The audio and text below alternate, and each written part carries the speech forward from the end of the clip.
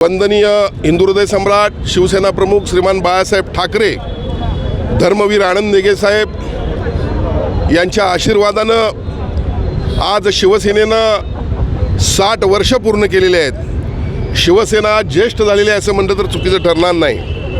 खऱ्या अर्थानं 19 जून 1966 साली मुंबईमध्ये पाश्चिमात्यांचं प्राबल्य होतं।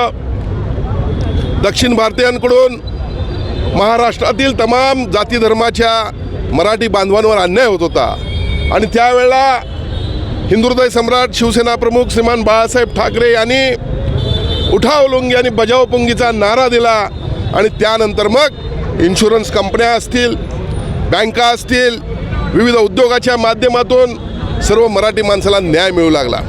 त्यानंतर अनेक सामाजिक कामं करत रक्तदान असेल, विविध शाखा असतील, शाखांच्या माध्यमातून लोकांना न्याय देण्याचं काम शिवसेनेनं सुरू केलं आणि ते अखंडपणे आज 60 वर्ष सुरू आहे।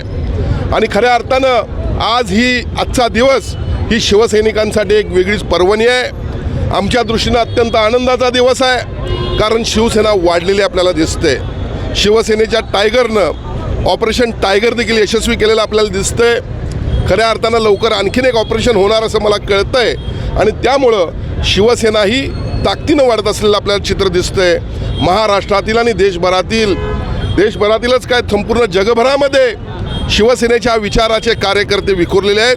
या सर्वांना मी माझ्या वतीनं शिवसेनेच्या 60व्या वर्षाच्या वर्धापन दिनाच्या मनपूर्वक अशा हार्दिक शुभेच्छा देतो। छत्रपती शिवाजी